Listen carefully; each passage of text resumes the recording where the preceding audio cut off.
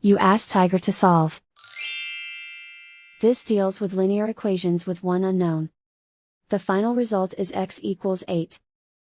Let's solve it step by step. Simplify the expression. Group like terms. Simplify the arithmetic. Group all x terms on the left side of the equation. Subtract 10x from both sides. Group like terms. Simplify the arithmetic.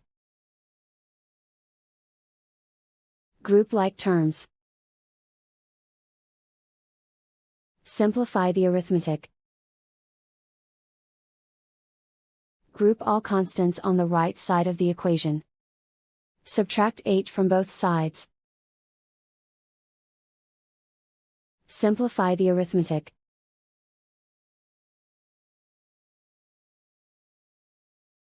Isolate the x.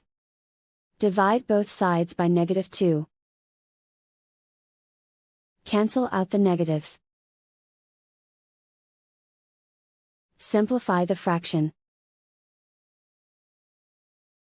Cancel out the negatives.